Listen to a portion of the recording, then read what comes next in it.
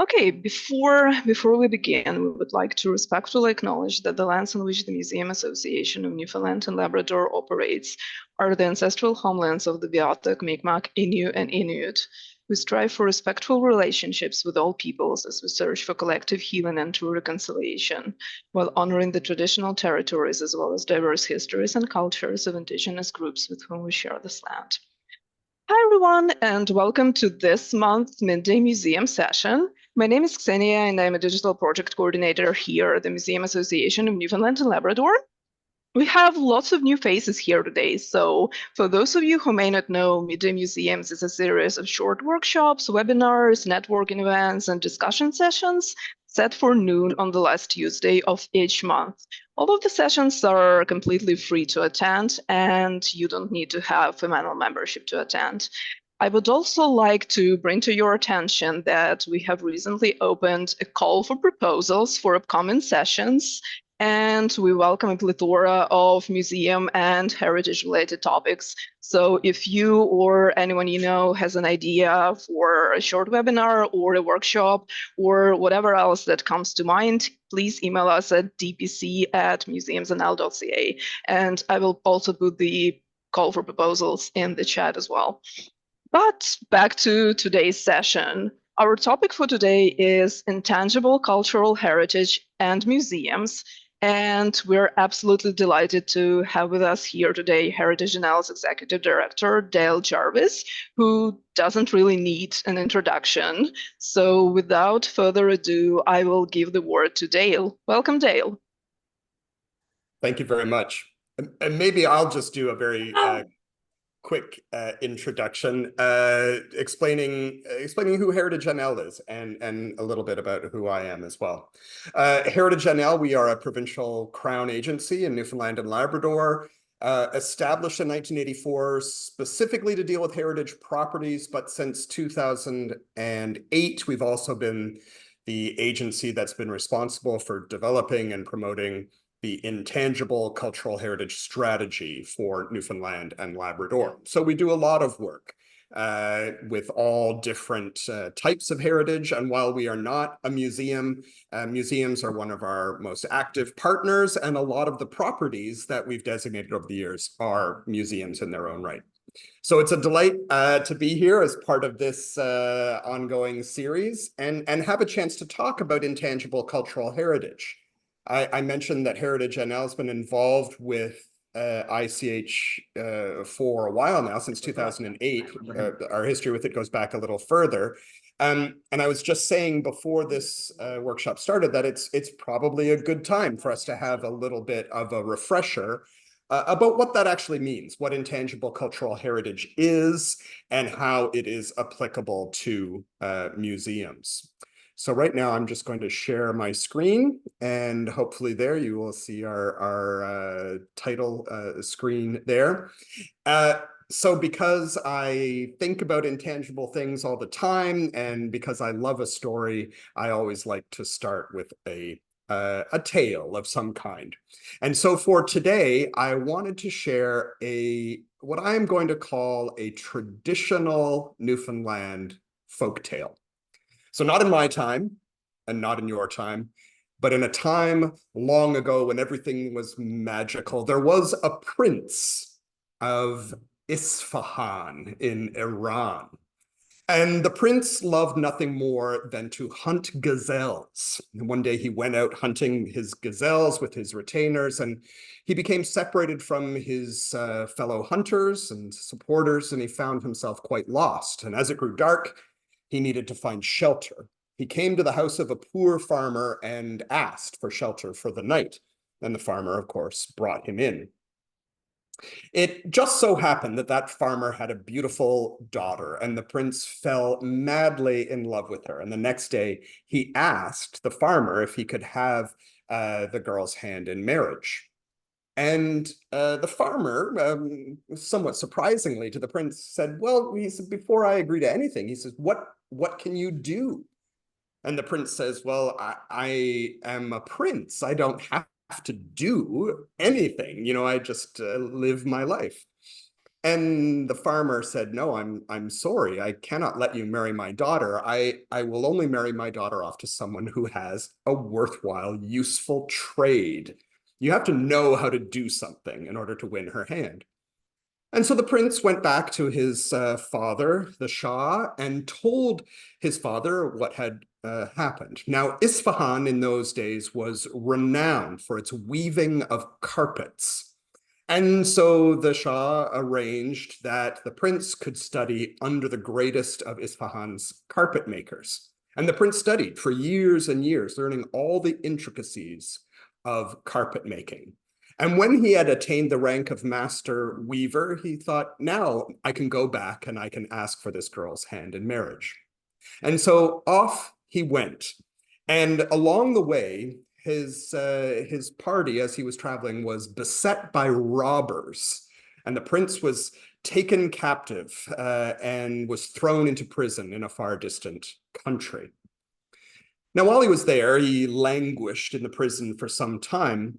And eventually he said to one of the guards, he said, you know, I am a really good weaver. I can weave you a beautiful carpet that you might be able to sell. I am certain that I could weave you a carpet that even the Shah of Isfahan would purchase.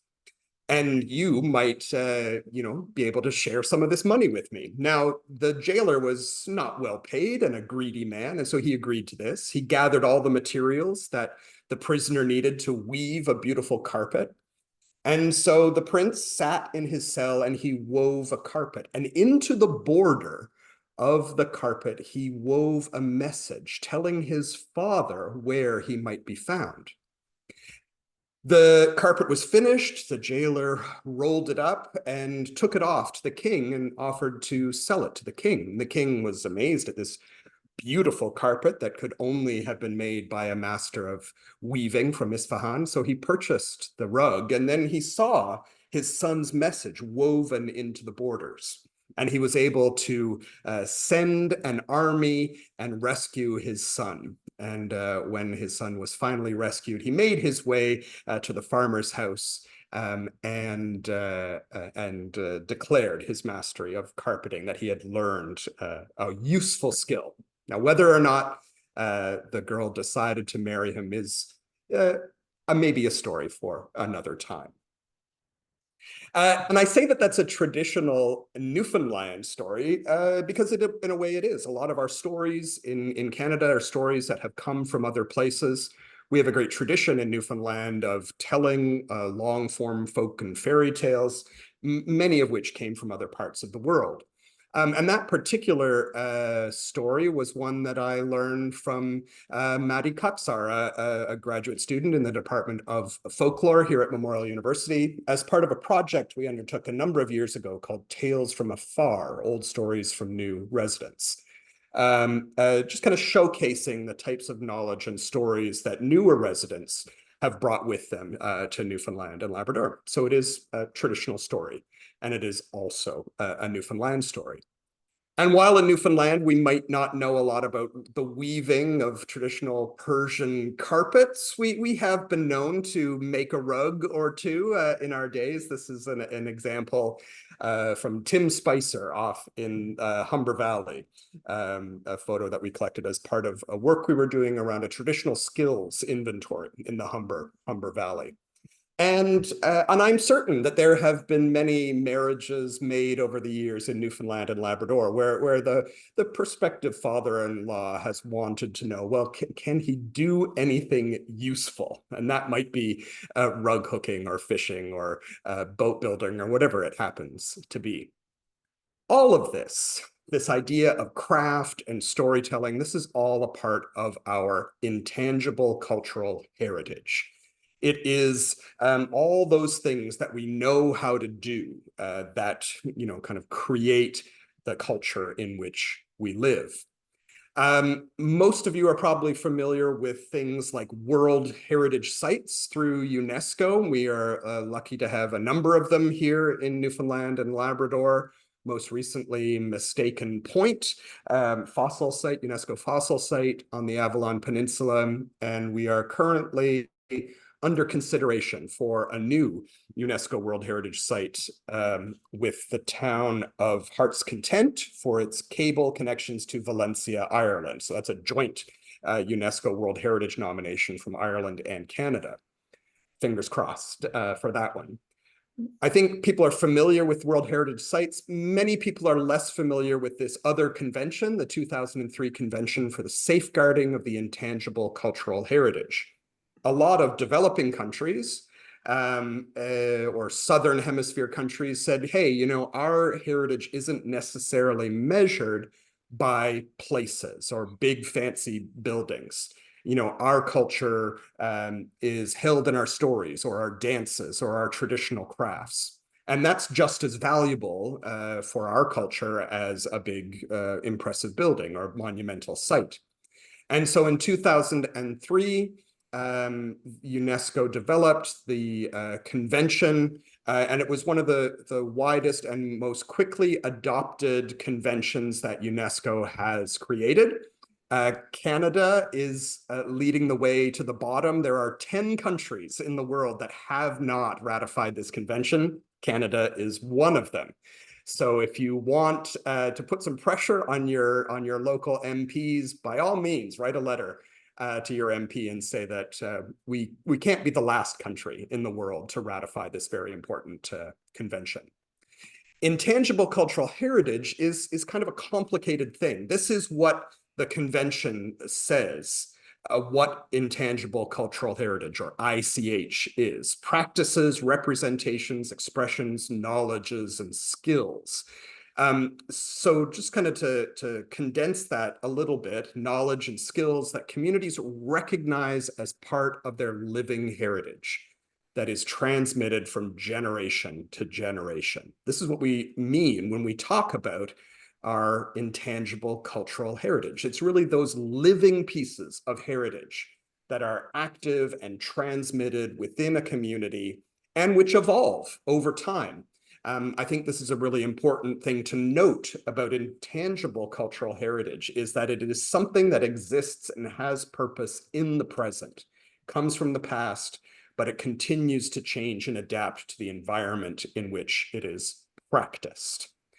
And this obviously poses some challenges for organizations like museums or archives that are used to dealing with fixed things. They're used to dealing with objects, artifacts, written records, photographs, those kinds of things that, while there may be a conservation aspect to those, the form is somewhat fixed as it is, whereas living heritage is constantly changing and evolving.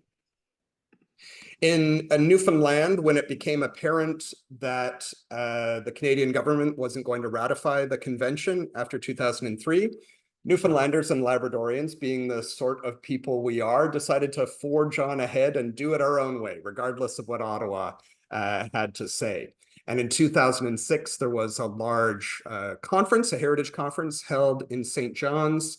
People from all over Labrador and Newfoundland came to discuss what should go into a strategy. And in that year as well, the government put out a creative blueprint, which was one of the first government documents in Newfoundland to include this idea of intangible cultural heritage. And so since 2008, Heritage MANL has adopted a provincial strategy for safeguarding intangible cultural heritage. The very first version of that was drafted by Anita Best, who many Newfoundlanders and Labradorians in the chat today will know. And ever since then, we've been working to modify it and figure out kind of practical ways that we can work towards conserving intangible cultural heritage. It is easy in some ways to put a museum in a boat. To put a boat in a museum, rather. Though I suppose you could do it the other way. It is easy to take an object and put it into a museum. It is harder to put boat building skills and a living tradition, a living way of transmitting knowledge into a museum. We haven't really been set up in quite that way. We've thought about our objects and artifacts in a slightly more kind of collections-based way.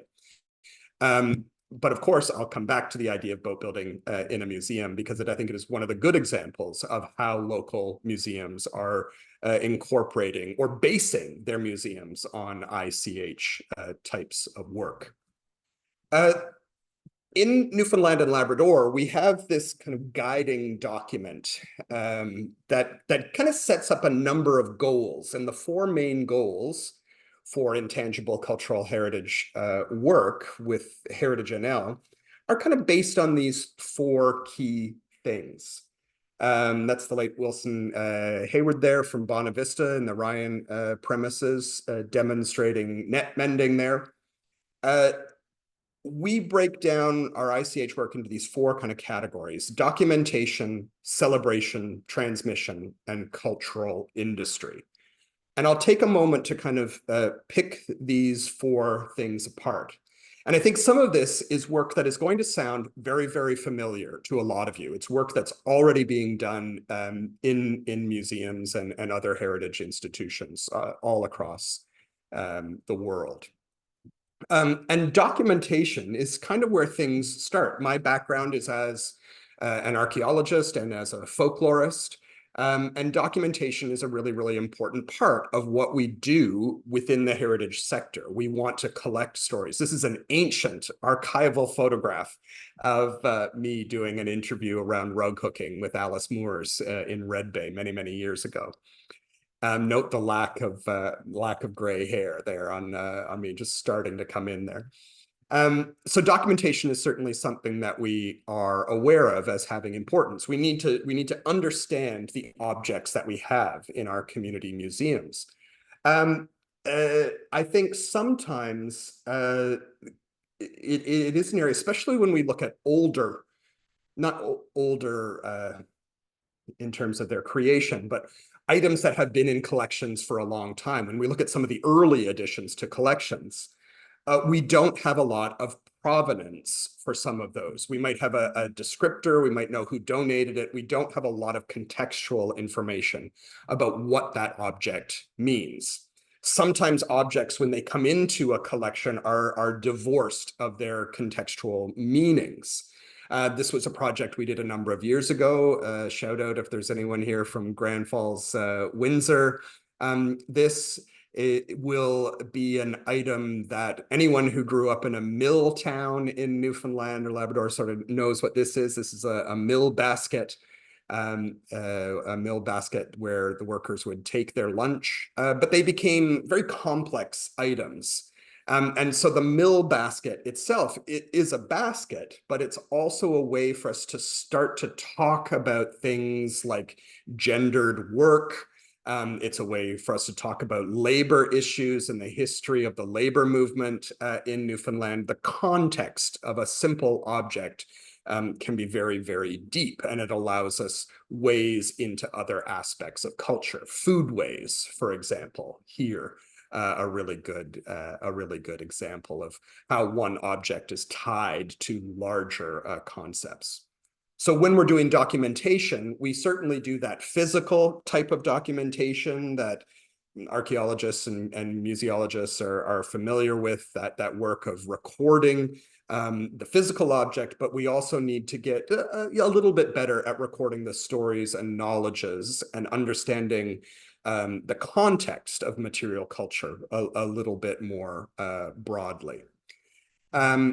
And understanding its role in community. Again, community is a really important part of understanding intangible cultural heritage.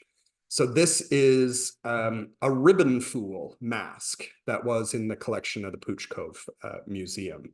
Ribbon fools are kind of a branch of Christmas mummering tradition, a disguising tradition that happens roughly during the Christmas season. In Pooch Cove, ribbon fools would come out on Old Christmas Day with a stick, and woe betide anyone who was found out on the road by a ribbon fool with their stick.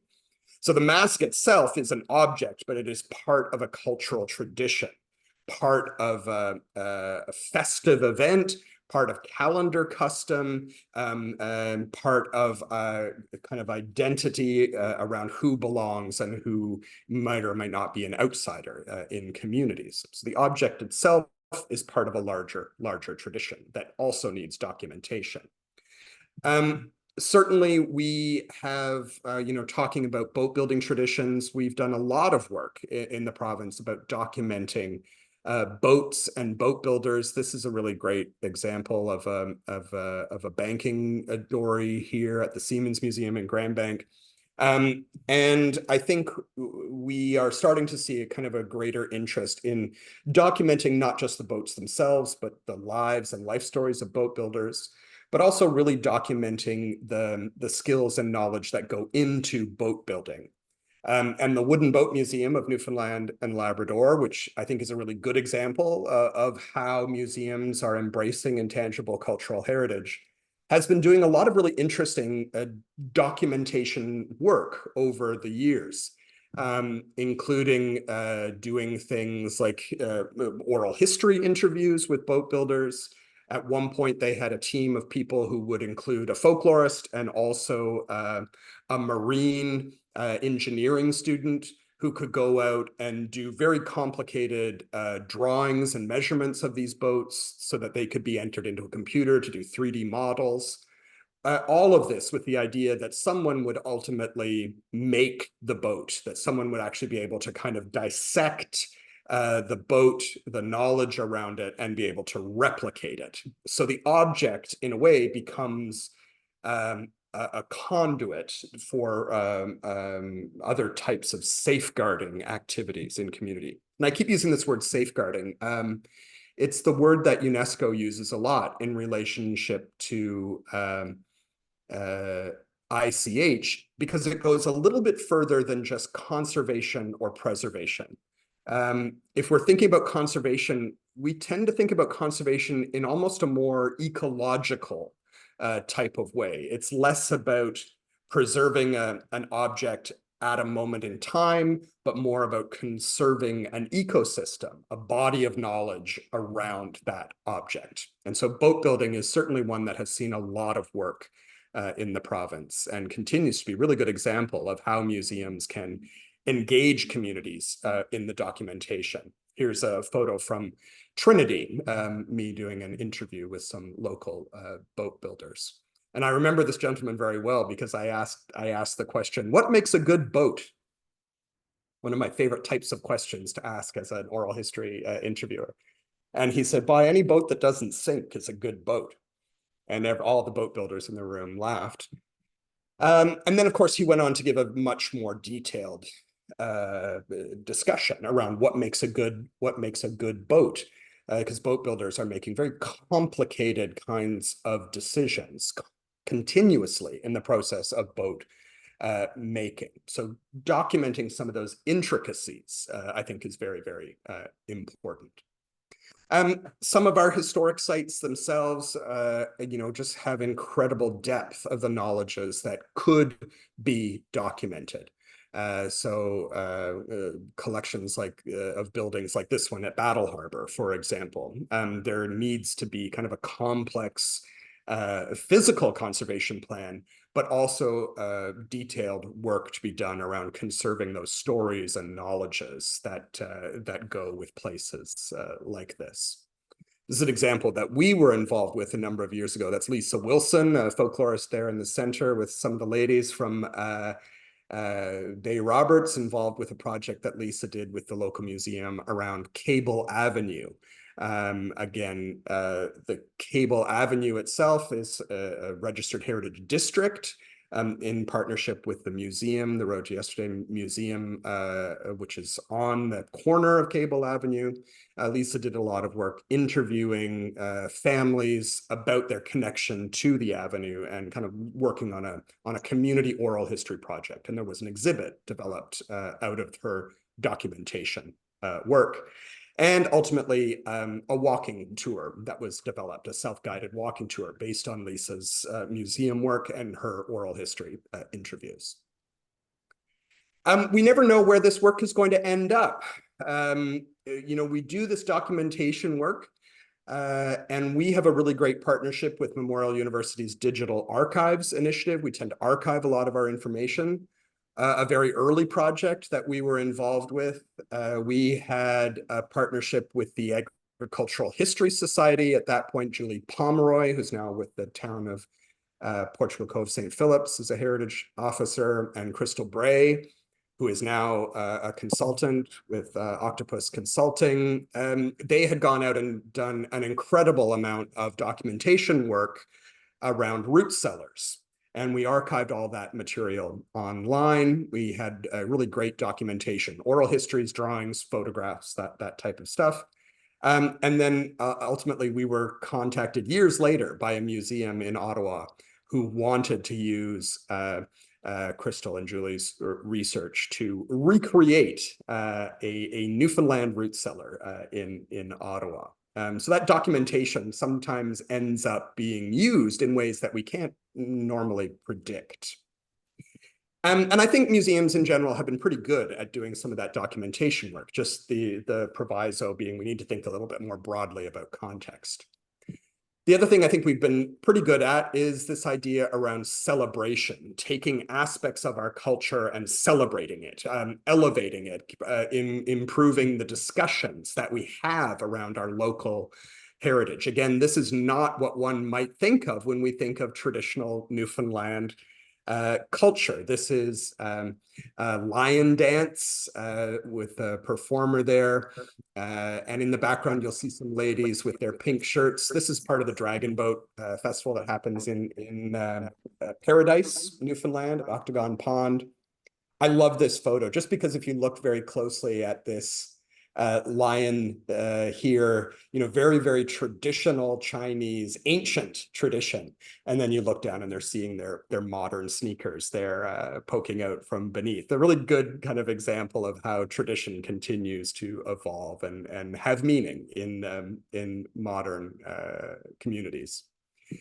So where we can, we partner with museums to share stories about aspects of culture, sometimes aspects of culture that might be underlooked. We had a celebration called Newfiki a number of years ago in partnership with the Rooms and other museums around kind of Eastern European, post-Soviet cultures in Newfoundland.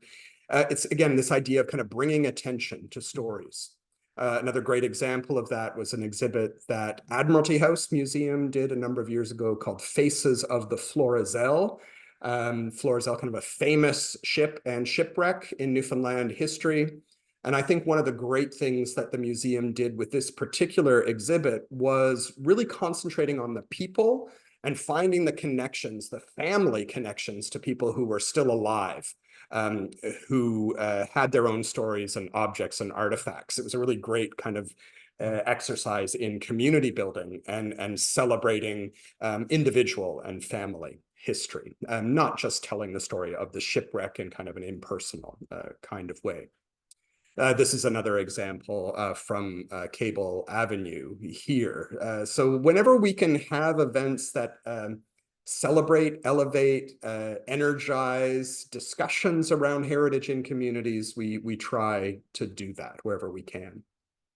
One of the other things that I try to do when we work with museums, this is an example from the Rooms, is give people, practitioners, tradition bearers, the opportunities to actually talk about their objects and their personal meanings and connections. So this is an interview we did a number of years ago with a rug maker, another example of kind of Newfoundland rug. This gentleman makes woven rugs using waste. We have a lot of fisheries related waste in the province, and he takes this old dragger twine and makes wonderful mats. So again, just kind of giving people an opportunity. We actually did this project and we had two different people that we did a kind of an onstage interview with. We had this gentleman talking about his very kind of modern interpretation of rug making, and we paired him with a traditional Newfoundland rug hooker who was doing, kind of more traditional work, but also with a bit of an environmental and I guess, recycling kind of focus. So again, finding those contemporary meanings in traditional craft. So we were able to talk about things like recycling and reuse and waste reduction as part of a discussion around traditionality and craft. This is a project that we've been involved with over the last several years, and we will be launching the 2024 Craft at Risk list coming up this fall, coming up very soon. I think in 2 months, we're developing an exhibit in partnership with the Craft Council Gallery to focus on craft at risk in the province. This is based on the UK Craft Association's Craft at Risk Red List. And a huge part of this is about, again, celebrating and identifying those crafts and starting discussions around what is at risk and what matters to communities. So stay tuned for more work on the at-risk list. So all those kinds of things, celebrating, drawing attention to it. I think the thing that I hear most as a folklorist when I go into a community and I want to do an interview with someone, the thing I hear most from practitioners is, why do you care about that old stuff? or oh, I'm not the expert. You know, there's people who are far more expert than I am. People have a tendency to downplay or maybe not quite understand the importance of the work that they do. So this whole business of celebrating, uplifting, valorizing local heritage is really, really important. And I think, you know, traditionally, museums and heritage sites in Newfoundland and Labrador have been really good at those first two things, the documentation and the celebration. Where I think we start to get some more challenges are in the next two. And the third one is this idea of transmission. We want to transmit skills. And sometimes we do this on very, very surface kind of levels. You know, we have a long history of demonstration, for example, and I would link that kind of demonstration more to that celebration piece than actual transmission. We love teaching people skills, but we want people who are deeply, deeply invested in some of these skills and able to carry them forward. So we do a whole range of different activities. This was one of our youth heritage forums where we had people competing. We had youth competing in different types of heritage activities. This was actually a Morse code competition that was being run, again, in partnership, I think, with Admiralty House Museum. So we want opportunities for young people to maybe have an exposure to traditional crafts.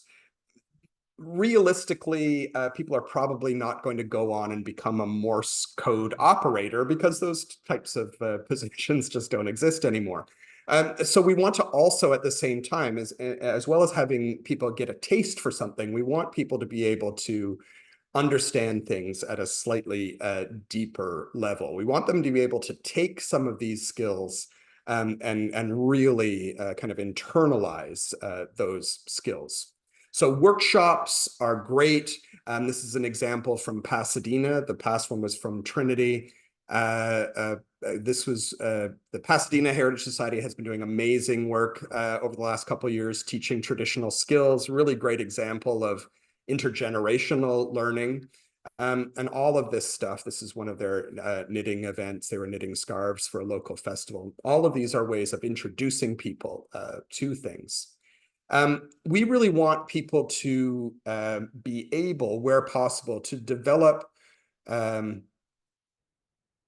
stronger skill set. So we want to start building opportunities for people to really focus in on traditional trades, particularly in Newfoundland. Because we are an organization that deals with historic sites, we need people that can do practical things. We need people who know how to repair windows. We need people who, as in this picture, can rebuild dry stone walls. These are not necessarily skills that you can learn in an afternoon workshop. So we need opportunities for much, much deeper, longer term learning. So we're looking into opportunities to provide deeper types of workshops and training opportunities. This was part of a week-long training program that we did. That's the Rourke Stores Museum there in the background. And some of these are municipal workers with the town of Carbonear. And we had a stonemason come in and do a week-long stone building, dry stone workshop with them, kind of teaching them some longer-term, deeper types of skills. This is another good example of kind of a community workshop at the Canadian Canoe Museum. One of the things we've been looking at over the last few years is a mentor apprentice program. We had some funding for a couple of years to run a mentor apprentice program, which allowed funding and time for people to work one-on-one learning traditional skills.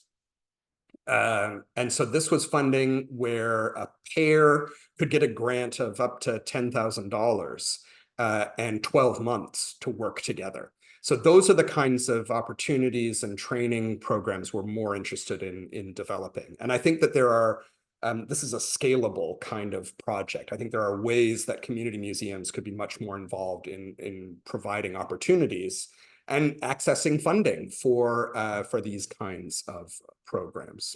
And so we're always interested in what people are doing around traditional skills and how we can build opportunities for those skills to be transmitted from one generation to another or to be shared within communities.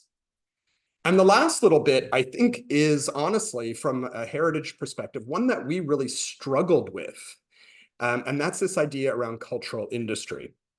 We want people to be paid for their work. We want people to be able to live in their communities and have kind of healthy living communities. And so this is about how do we start creating opportunities for people to use tradition in order to kind of maintain a livelihood in community. The Mentor Apprentice program, I think in part, was designed to help with that because it allowed mentors and apprentices to talk about things like marketing or product development and things like that. How do we take these skills and then turn them into something that can actually generate revenue for the site or more importantly for the individuals who are practicing those skills. This is an example from the room, some great kind of Newfoundland themed Russian stacking dolls. And certainly we have seen with certain traditions, rug hooking, again, being a very good example of a tradition kind of changing to a certain extent. Rug hooking is one of these traditions that we actually kind of feel is now a viable craft in some ways in Newfoundland. It was really resurrected over the past 30 or 40 years. There was a time where you would make one of these mats and put them on the floor, and now instead people put them on the wall and can charge considerable amounts of money for these types of objects. We saw a photo earlier of that gentleman, Captain Negrian and Trinity, tying knots. Like there are ways that we can take a tradition and turn those into product. This is another kind of gallery photograph here. I think this is actually the old Craft Council gallery on Duckworth Street. So there are ways that we can think of as museums. We're always looking for how we generate revenue. I think there are ways that we can partner with local craftspeople and local artisans to develop product for our museum gift shops that both, that we can sell to tourists, but which also kind of help maintain those traditions in some ways. A number of years ago, we actually did a whole series that we called our Living Heritage Economy series. I think there are 8 of these. These are all available freely through the Heritage NL website, heritagenl.ca. And this is one example that we did on social enterprise. So the Green Family Forge here in Trinity, a really good example of how they are using a heritage site as part of a museum complex, not only to maintain traditional skills, but also generate revenue for the museum and to help pay, a living wage for their blacksmiths on site. So museums are already doing this kind of work. The Living Heritage Economy series kind of picks out a number of these, and they're a really great resource for anyone who's kind of thinking about how do we start to develop a social enterprise for our community museum. How do we start to think about using tradition and heritage and folklore to provide a living situation for our participants? So these are our four main things, our four main areas that we think about: documentation, celebration, transmission, and cultural industry. These are the kind of the four pillars that we consider a lot. The best projects that we do, I think, are the ones that encapsulate all four of these things. And so together, all of these things then form kind of a safeguarding strategy. We want to know what people know. We want to encourage them to think that this material is important. We want to build ways to share that information cross-generationally. And we want people to be able to eat and live in their homes, in their home communities at the end of the day, in order to help maintain these kind of broader traditions. So that's what we think of. That's what I think of when we talk about safeguarding intangible cultural heritage. How do we preserve more than just the object or the story? How do we preserve that context and ecosystem around heritage? So I think, whatever the product is that we are looking at, there are ways that we can, in our museum collection, start to think a little bit more broadly about what it is that we have as objects, and how do we start to turn those things into more than just objects in a collection. Torbay History House is doing really great work on this lately. We've had some kind of preliminary discussions with them. They have, like many community museums, have a collection of tools. One of the things we've talked about is doing some kind of tool sharpening demonstration or workshop. Actually getting some of these tools working again. Tools are made to be used, so let's put them to work. And create some workshops, opportunities for people how to take some of this knowledge and then reinvigorate their own tools back in their grandfather's shed or wherever they happen to be. And I think whatever the object is, objects again are part of complex histories. And we can really start to develop all kinds of interesting projects and programs that really go beyond just curatorial or programming. I think these are the two boxes sometimes with museums we get kind of locked into. Things are either part of a curated collection, or they are a programmatic kind of option. And I think that those two things are very important and clearly at the heart of many of our museum collections. But I think there are ways that we can kind of move that even forward and think a little bit more about the community in our community museums, and how do we position our museums as being kind of agents of community health and community safeguarding. This is a quote that I love. And it was one that I first heard way back in 2006 when we had Richard Kern from the Smithsonian come and talk at our Living Heritage conference. And it's a quote from S. Dillon Ripley, who was the founder of the Smithsonian Folklife Festival. And he was talking specifically about, at the time, how the Smithsonian had huge collections of musical instruments that sat in their glass-walled cases, and tourists would come and look at these things. His challenge to the Smithsonian, and which led to the development of the Folklife Festival, which is a huge annual festival held every year in Washington, D.C. He said, how do we take the objects out of their cases and make them sing? And that's what I like to think about when I'm working with a community museum, is how do we take the objects out of their cases and make them sing? How do we amplify those voices? How do we create things that are participatory and inclusive and maybe geared towards some kind of social action in our communities? So in a nutshell, that's kind of what we think about when we talk about intangible cultural heritage, that idea of a living, breathing history, and how we keep that living, breathing history living and breathing. We want things that continue to have meaning in communities. And I really think that museums are kind of interestingly placed in our communities to be agents of that kind of safeguarding activity. I feel that I could go on forever. This is something that I'm very passionate about, and one of the things that we do at Heritage NL, one of the probably the most common things that we hear is we'll get a call from a heritage group or a museum or an archive or a seniors organization or a craft association. And they'll say, we know we have intangible cultural heritage, but where do we start developing a safeguarding plan?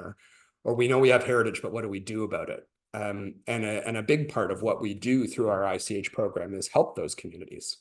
I always say that, as a government agency, we work for you. We work for community museums and we work for community organizations.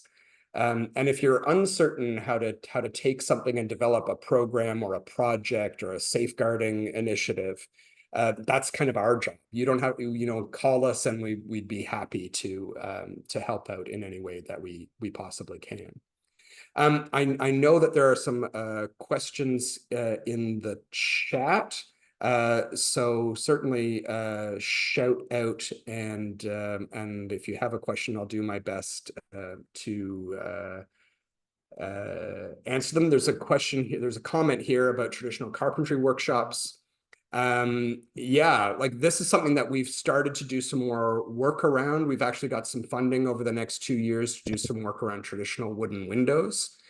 We have a workshop happening this weekend in partnership with the John Howard Society here in St. John's. We have another one coming up in September in English Harbor, out near Trinity, in partnership with the English Harbor Arts Center and Mike Patterson, who's a local, well-known local carpenter on wood window conservation and maintenance. Those are both sold out. People are interested in learning these skills. So yeah, if there is a specific project that we can help out with, certainly let us know. And we would love to see more people with some of those traditional carpentry skills. How are you finding that your various forms of ICH are affected by climate change in Newfoundland? This is really interesting. One of the projects that we were involved with even before the ICH program was we have a fisheries heritage preservation program, which we don't have funding for anymore. But at the time, we had funding to put into the restoration of fisheries properties, fishing stages and stores, that kind of thing. And we found very quickly that an important part of maintaining the buildings was maintaining the local skills on like how to rind a log or how to build a crib or those kinds of things. And we did a lot of documentation and a lot of work around maintaining those properties. What we're finding now with climate change, we are seeing a dramatic increase in sea swell. We're seeing a lot higher waves, a lot more action. We're seeing more kind of unpredictable kind of tidal activity. We've lost some of those buildings over the last few years. A really good example being the terrible storm that hit kind of the Port aux Basques area a few years ago. So we recognize, yeah, that because so much of our heritage is in what we in Newfoundland would call the land wash, that area between low tide and high tide, there is a really dramatic impact on our built heritage.